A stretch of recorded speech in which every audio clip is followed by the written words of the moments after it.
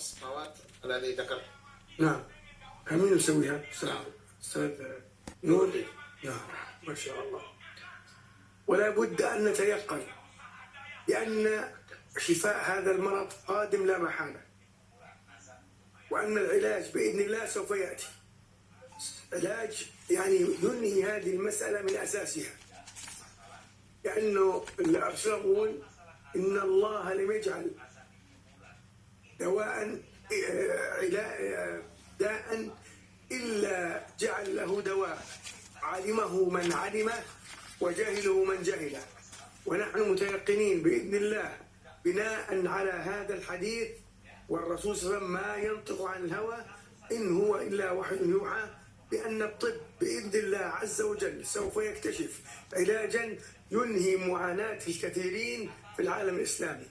لأنه هذا المرض يا إخوة انتشر انتشار النار في الهشيم، وبخاصة يعني قد يكون من أسباب ذلك المرض، قد دكتور قد يكون معي إنه المواد اللي نأكلها كلها مواد مسرطنة والعياذ بالله، مواد مسرطنة تؤدي لمثل هذا المرض. فنسأل الله سبحانه وتعالى أن يكون في عون المسلمين في جميع أنحاء العالم. Ikhwani fillah, ya penyakit kanker ini memang menyebar ke seluruh dunia dan banyak sekali setiap hari orang meninggal karena sakit kanker. Ya, maka ketika kita ya dengan izin Allah menemukan obatnya, sebagaimana Ustaz Darudin Al-Indonesia sini sudah membuat sebuah ramuan dengan komposisi yang disebutkan oleh Syekh tadi ya, Masya Allah. Maka ini merupakan karunia Allah Subhanahu wa Ta'ala ya. Dan kita bisa melakukan pengobatan dengan herbal yang tadi telah disebutkan, dan juga ditambah dengan ruqyah syariah dengan pembacaan ayat-ayat kesembuhan, ayat-ayat pengobatan, ayat-ayat perlindungan, ataupun pembatalan tentang sihir, termasuk juga doa-doa ya kesembuhan dan doa-doa perlindungan dengan izin Allah, menggabungkan antara terapi rohani dan ataupun rohani dengan terapi yang sifatnya menggunakan herbal. Maka ini insya Allah sebagai pengobatan yang lengkap dan istimewa. Barakallahu fikum.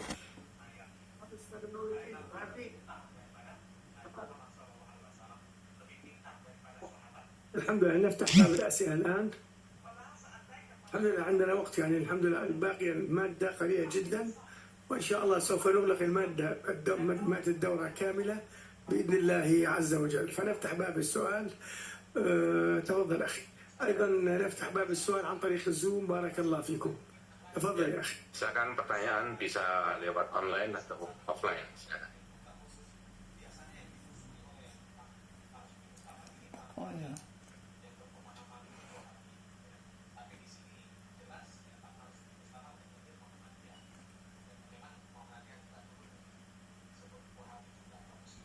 Silakan lanjut. Satu pertanyaan. Bismillahirrahmanirrahim. Pertanyaannya Ustaz, begini. Ada seorang ustadz yang dulunya beliau belajar sihir dan sudah mempraktekkan hampir semua ilmu sihirnya kecuali sampai membunuh tidak dilakukan. Kemudian tobat dan menjadi seorang ulama. Nah, ketika beliau menjenguk saya, beliau mengatakan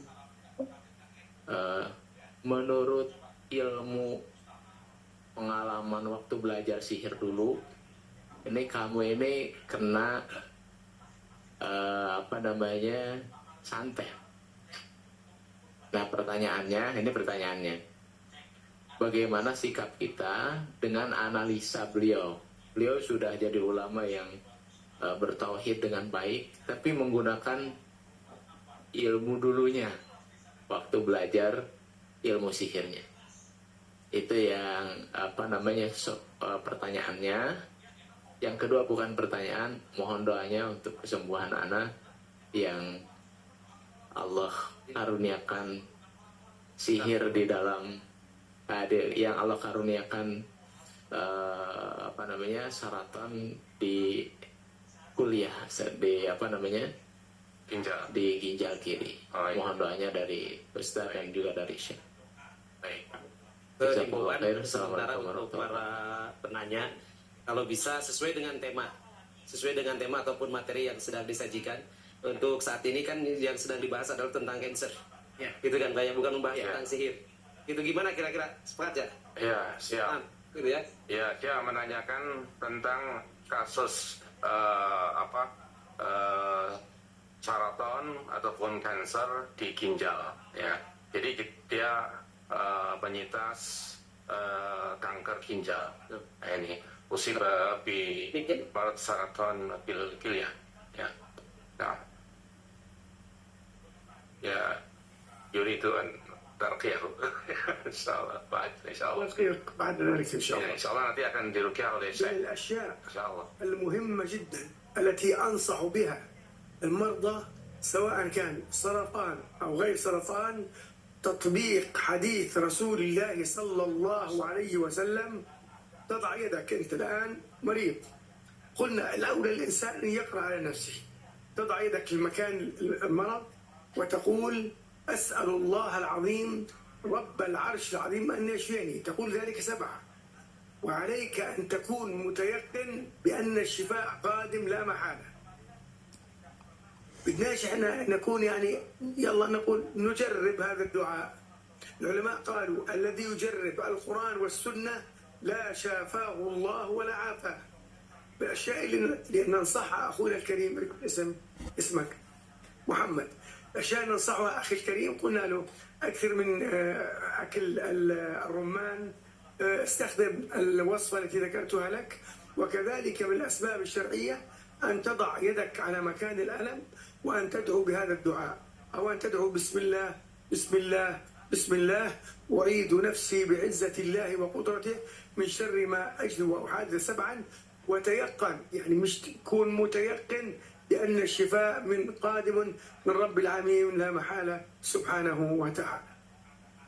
Ya, seseorang yang terkena penyakit kanker ataupun selain kanker, maka tetap bermunajat kepada Allah, ya, menghadap Allah Azza wa Jalla dengan hati yang bersih, dengan keyakinan yang sempurna, dan tidak sekedar coba-coba di dalam berdoa dan memohon kepada Allah Azza wa Jalla, tapi dengan niat yang ikhlas, keyakinan yang penuh kepada Allah Subhanahu wa Ta'ala. Maka dengan izin Allah, Allah akan memberikan ijabah, terkabulkannya doa itu, ya. Dan sebagaimana kita juga diperintahkan untuk menggunakan sarana-sarana yang sifatnya materi ataupun obat-obat herbal yang bisa kita manfaatkan dan kita dengan mudah untuk mendapatkannya. Maka ini juga merupakan karunia dari Allah Subhanahu wa Ta'ala. Sesuai dengan kita sapa yang di sub. Ya, Oke, demikian jawaban dari Syekh untuk sementara. Sebelum saya lempar lagi ke forum permintaan dari Syekh, kita sapa dulu kepada teman-teman yang sedang menyimak via Zoom. Barangkali ada pertanyaan terhadap materi yang barusan disajikan. Silakan buat para peserta Zoom yang hadir di kesempatan pagi hari ini, barangkali ada poin-poin yang ingin disampaikan ataupun ditanyakan kepada Syekh setelah menyimak materi yang disampaikan. Nah, ini ada salah satunya ada dari siapa ini? Ira ya, dari saudari Ira. Silakan bisa dinyalakan mikrofonnya, terus juga disebutkan namanya, dan kalau bisa pertanyaannya to the point, dipersingkat saja langsung kepada Syekh. Tafadhol. Ya, silakan. Silakan Wira. Iya, assalamualaikum warahmatullahi wabarakatuh. Syekh Ustadz. Halo Wira, assalamualaikum. Waalaikumsalam. Nah, tafadhol silakan Wira. Iya, silakan. Terima kasih atas kesempatannya. Alhamdulillah Allah memberikan rahmat dan karunia-Nya pada putra kami. Saya memutuskan berhenti kemo pada anak kami pada tahun 2022. Diagnosa leukemia dan menjadikan Al-Quran sebagai pengobatan utama. Bismillah Allah kasih kesembuhan. Sekarang sudah kelas 2, sekolah dan aktivitas normal. Pertanyaan saya, mengapa saat ya saya sebagai ibunya itu mengalami reaksi yang dahsyat, terutama saat dibacakan ayat-ayat sihir. Jadi ketika proses ruqyah itu saya dan anak saya di ruqyah, anak saya memang awalnya bereaksi, terus lama-lama setelah ruqyah kesekian sudah tidak bereaksi, namun saya terus bereaksi. Nah, apakah keterkaitannya sakit yang dialami anak saya dengan saya, setan yang ada di dalam tubuh saya? Ini bapaknya anak-anak ada di sini, Ustadz hadir kok di sini. Oh iya, Masya Allah.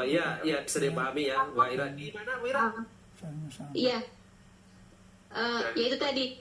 Alhamdulillah anak kami Allah kasih kesembuhan. Kalau Ustadz Naim bilang itu living miracle ya. Maksudnya dengan aturan ini. Nah terus yang jadi pertanyaan saya, apakah ada keterkaitan sakit anak saya itu dengan saya? Karena ketika di ru'yah itu yang bereaksi itu justru saya, padahal saya tidak merasa sakit apapun, yang sakit itu anak saya. Iya. Oke. Ya, Disimak jawaban dari saya. Ya. Ya, mohon doanya buat anak kami agar umurnya berkah dan bermanfaat. Ya, amin. Sekali lagi Bu Ira di mana posisinya? Surabaya, Ustadz. Surabaya, baik. Ya. Masya Allah. Nah, baik. Silakan disimak jawabannya dari Syekh. Semoga ini bisa menjadi jawaban terhadap kemelut yang sedang Ibu rasakan. Tafadhol, Ustaz. Baik. Taqulu sa'ilah anna ibnaha kana usiba bi saratan leukemia, saratan dam. Naam. فبعد العلاج برقية الشرعية يعني شفي بإذن الله. وكان عند أثناء الرقية طبعا هناك تحركات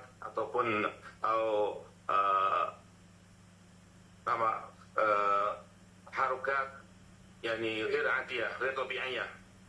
حتى أمها كذلك عندما تستمع إلى رقية يعني تشعر بالحركات غير الطبيعية، مع أن أمه لا تشعر بأي ألم في الجسد. نعم حركات. نعم. وهل هذه انفعالية من الأم لها علاقة بمرض ابنها كذا؟ نعم. بالنسبة لمثل هذه الحالة أيها الأحبة، لابد يعني أنت الآن نسأل الله أن يشافيك وأن يعافيك، والحمد لله أن الله سبحانه وتعالى من على ابنك بالشفاء التام، إنه سميع مجيب الدعاء.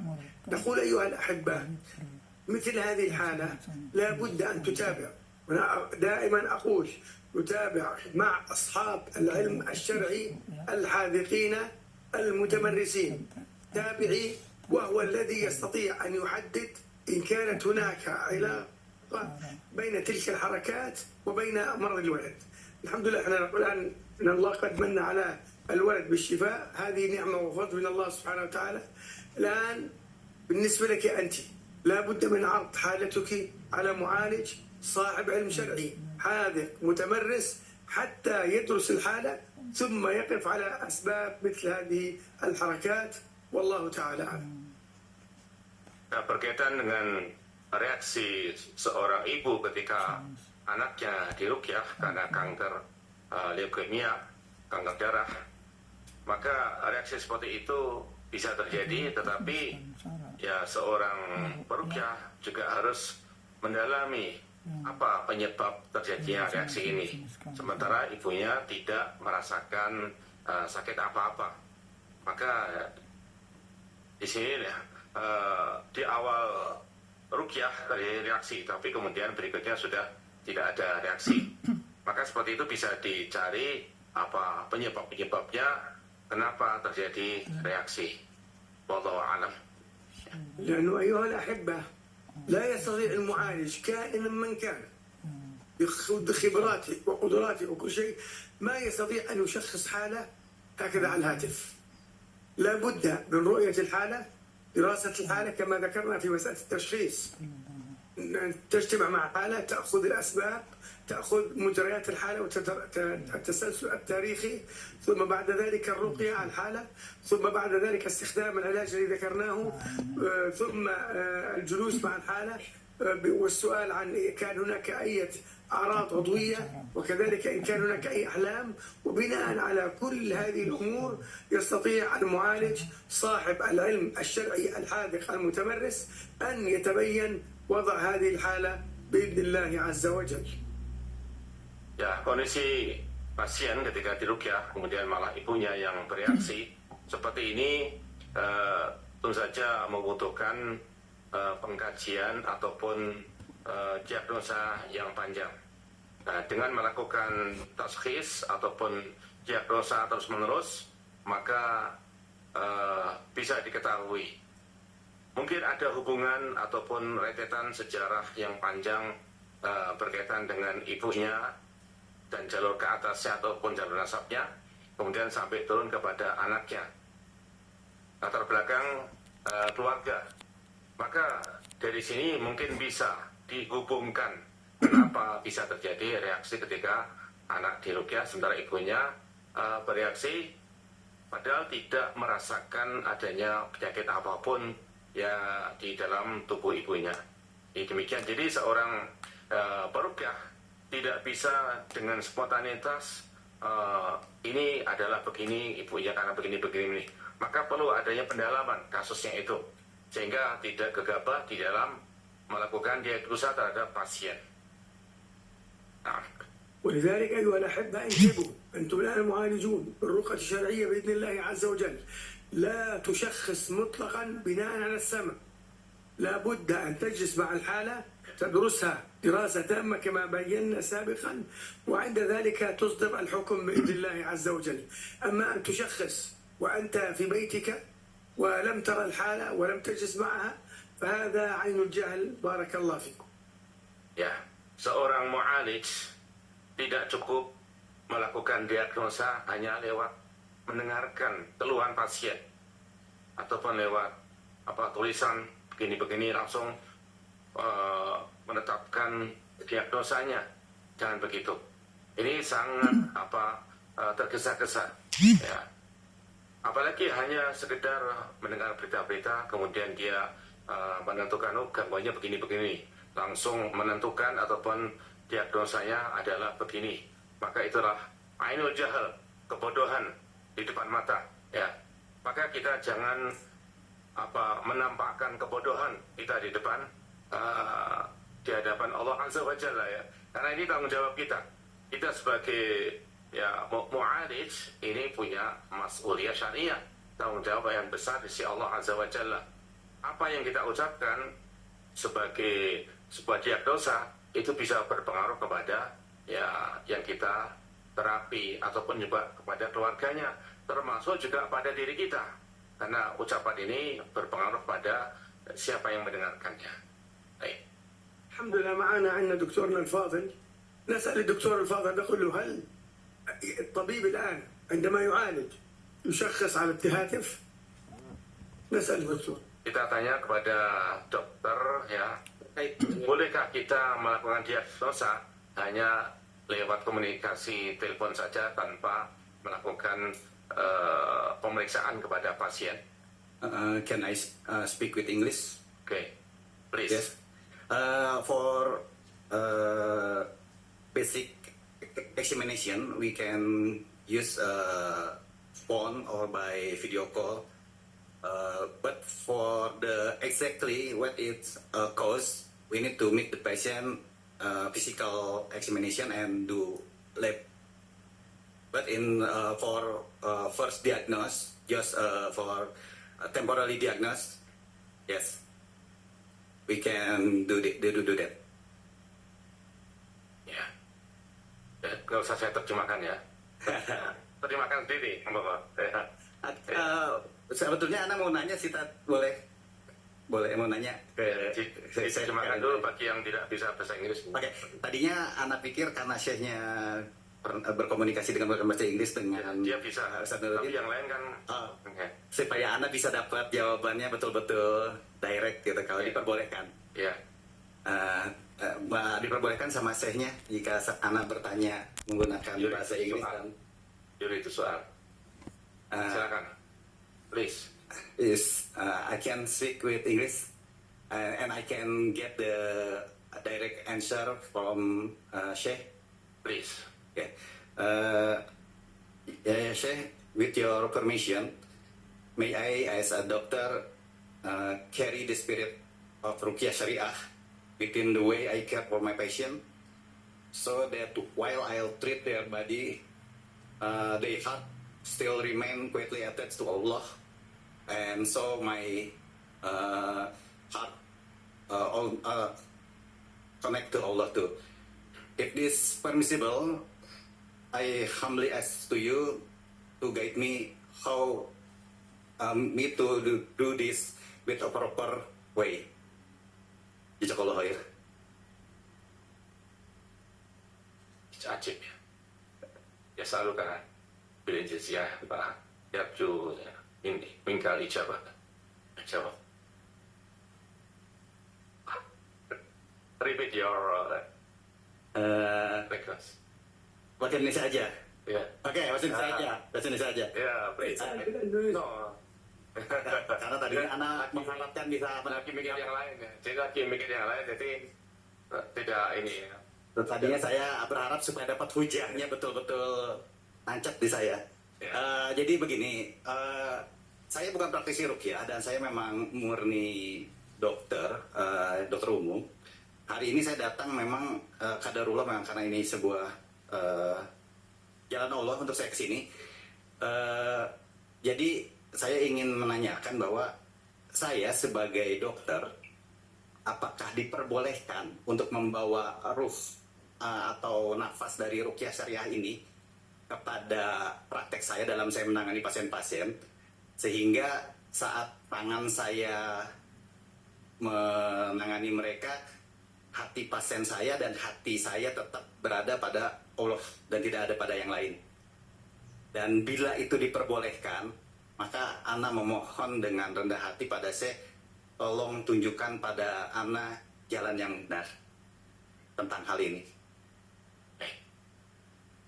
يقول السائل الطبيب هذا هل يجوز أن أحمل العلاج بالرقية الشرعية في ميدان الطب الحسي، يعني حيث عندما أعالج المريض هذا فأدعو المريض للاعتماد بالله، وأنا كذلك أعتمد على الله عز وجل حتى يكون قلبي وقلب هذا المريض متعلقان بالله عز وجل. نعم. أحسنت دكتورنا الفاضل، هذا هو الأصل. احنا دائما أيها الأحبة ندعو الأطباء لتطبيق مثل هذه القاعدة اللي ذكرها الدكتور. لماذا؟ يعني أنت الآن لو جاءك مريض، هذا مريض مثلا بالسرطان أو مريض بأي مرض آخر، لابد أن نجمع كطبيب بين الأسباب الشرعية والأسباب الحسية في العلاج والاستشفاء. أنت لن يضيرك مطلقا أن تضع يدك، أنت الآن تبدأ بسم الله، أن تسمي الله، تضع يدك على مكان الألم وتدعو بالهدية المأثورة وتقرأ آيات قرآنية فيها شفاء ورحمة بإذن الله عز وجل. فأنت إن جمعت بين الأسباب الشرعية والأسباب الحسية فهذا خير وهذا خير، وكأنما جمعنا خير على خير بإذن الله عز وجل.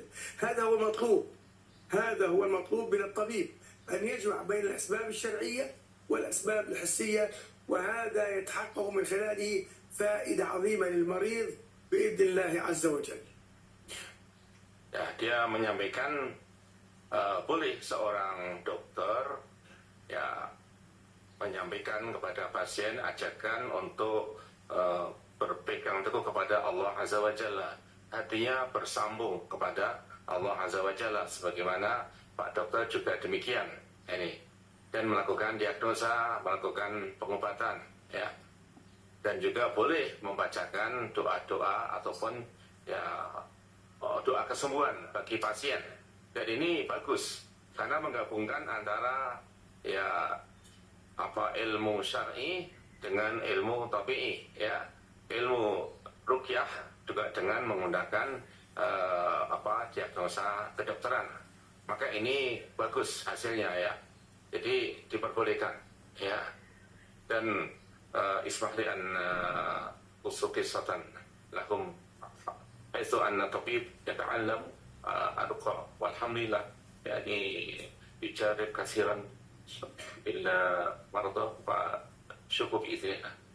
Nah, pengalaman saya, ada seorang dokter spesialis yang belajar ruqyah di tempat saya, Masya Allah. Kemudian ya dari pengalamannya itu dia bisa meruqyah, dan setiap kali pasien yang datang ketika dia melakukan pemeriksaan maka dibacakan Bismillah arqika wa yashfika min kulli da'in yudik. Jadi doa-doa ruqyah ini, ya.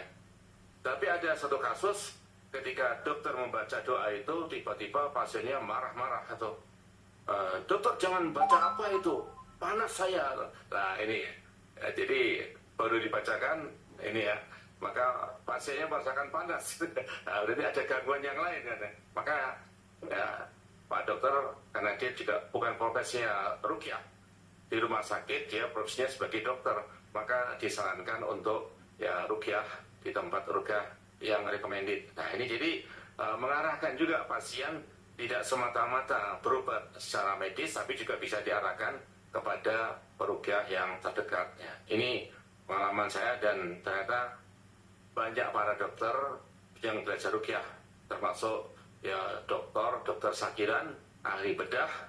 Ya, ketika saya meruqyah pasien karena kasus sikir dan banyak paku di kakinya dan di tangannya, kemudian setelah itu seluruh dokter dan para medis di rumah sakit Nur Hidayah itu kemudian mengikuti pelatihan ruqyah selama 3 hari, dan sering mengundang saya untuk melakukan pelatihan ruqyah. Barakallahu fikum. ولا بد أن نعلم يقينا أيها الأحبة بأن الطبيب الذي يعتمد على الله سبحانه وتعالى أولا ثم الأسباب الحسية فهذا سوف يوفقه الله بإذن الله عز وجل بالعلاج والاستشفاء. قلنا هذا المطلوب. أنت كطبيب إذا جاءك رجل أو امرأة أن تبدأ بالتسمية، وثم بعد ذلك تسمي، ثم تدعو بأدعية مأثورة. هذا هو المطلوب من الطبيب بإذن الله عز وجل.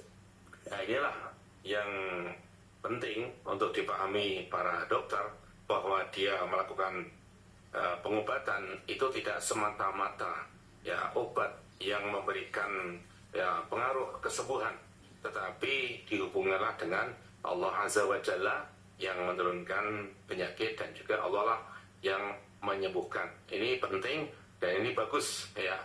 Bahkan setiap dokter muslim seharusnya begitu, ya. Allah alam. طيب نتابع أيها الأحبة القاعدة 12 اليقين والثقة بالله سبحانه وتعالى. هذا الموضوع لا بد أن يكون أولا عند المعالج عنده يقين وعنده ثقة بالله سبحانه وتعالى وعنده ثقة بكلام الله عز وجل، وعليه أيضا أن يزرع ذلك عند المرضى، لأنه كما تعلمون فاقد الشيء لا يعطيه. يعني واحد لا عنده ثقة بالله ولا عنده ثقة بكتاب الله، كيف سوف يزرع ذلك عند المرضى؟ ولذلك لا بد أن تكون ثقة بالله عز وجل وبكتاب الله عز وجل وبالأسباب الحسية والأسباب الشرعية، فإن ذلك بإذن الله عز وجل يكون حافزا على الشفاء والاستشفاء بإذن الله سبحانه وتعالى. وعدم وجود هذا عند المعالج وعند المريض، قلنا الذي يفعل ذلك قال عنه العلماء لا شافاه الله ولا عافاه. جاي تجرب القرآن، جاي تجرب السنة، جاي تجرب ماء زمزم، الذي يفعل ذلك لا شافاه الله ولا عافاه. ولذلك عند الاستشفاء بالقرآن والسنة لا بد أن يكون هناك يقين تام أن الشفاء قادم لا محالة بإذن الله عز وجل. Kaidah yang ke-12 yaitu kita harus yakin dan percaya penuh ya kepada Allah Azza wa Jalla. Nah, kaidah ini merupakan ya kaidah dalam masalah akidah, ya keterikatan kita kepada Allah Azza wa Jalla. Maka wajiblah bagi setiap mu'alij untuk mengikuti kaidah ini di dalam setiap terapi, dan harus senantiasa memperhatikan ya dengan serius bahwa menanamkan keyakinan dan kepercayaan yang penuh kepada Allah Azza wa Jalla ke dalam hati para pasien yang diruqyah ini merupakan keharusan, ya, tanpa ada rasa khawatir terhadap penyakitnya, ditenangkan ya jiwanya, tidak usah banyak berkeluh kesah, sehingga lebih yakin kepada Allah Azza wa Jalla.